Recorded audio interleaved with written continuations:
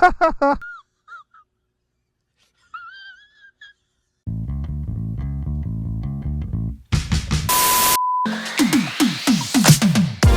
cutting in half one of their superbike engines and chucking it into a supermoto chassis, Ducati had a bit of a showstopper on their hands at last year's EICMA event.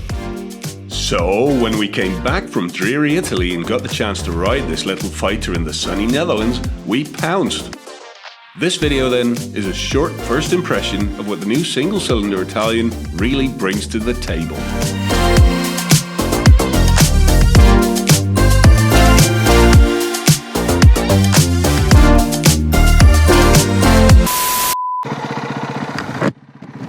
Right then. Disappointed!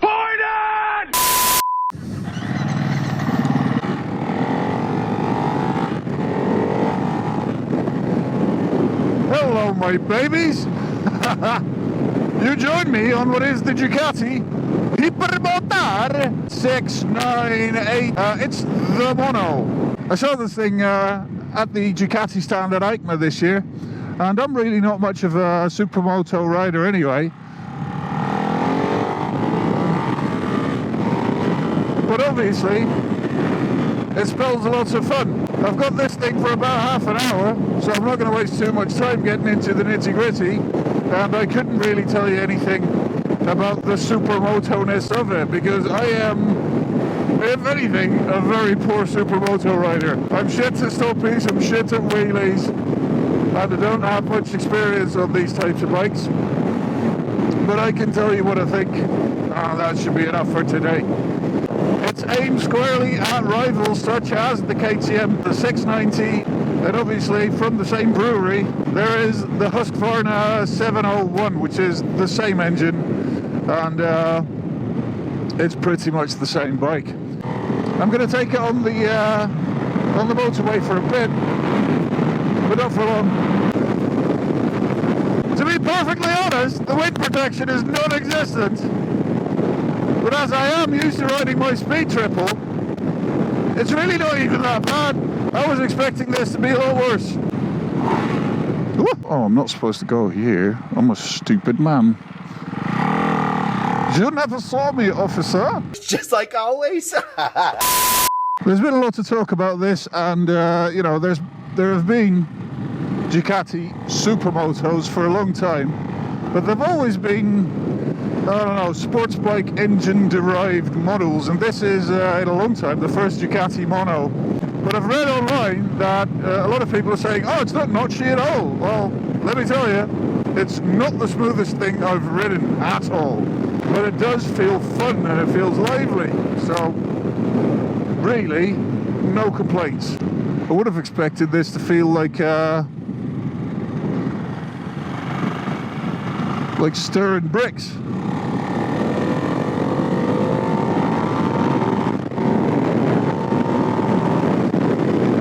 Actually, it's pretty okay.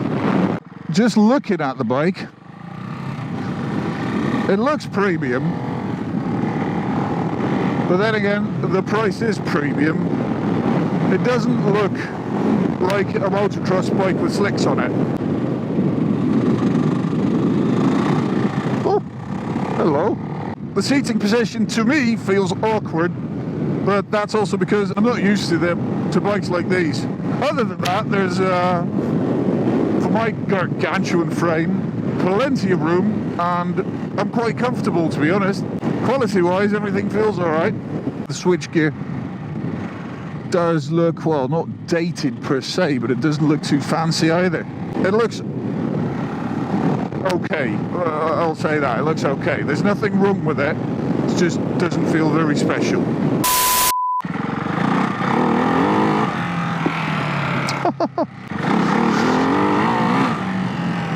That's the traction control already doing its job. I can look through the settings.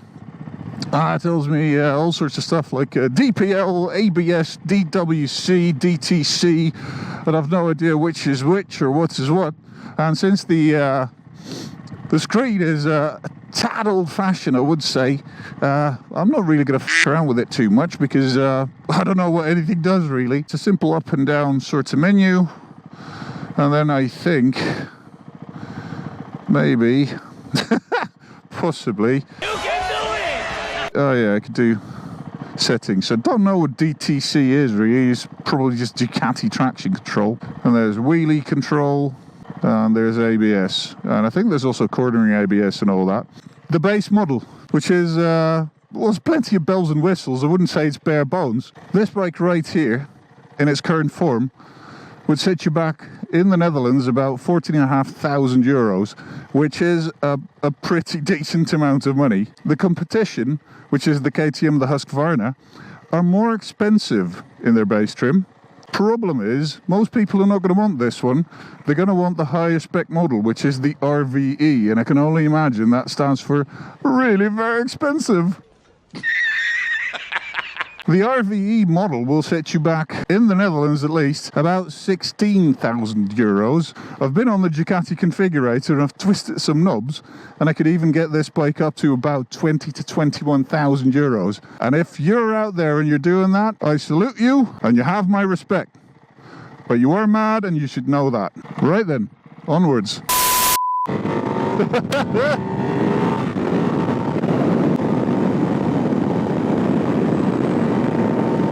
If you get the RVE model, this will do about 85 horsepower, and for a single cylinder, that is very impressive.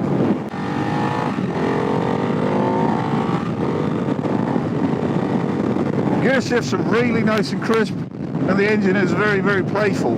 See, if you really want to make use of a bike like this, you have to be a supermoto nutter. I'm just struggling to find a place for it to fit in my life, because I don't know what I would do with a thing like this. It is, in essence, a toy. Now there's nothing wrong with that, but I wouldn't know what to do with it. Goodbye, little supermoto. It was fun.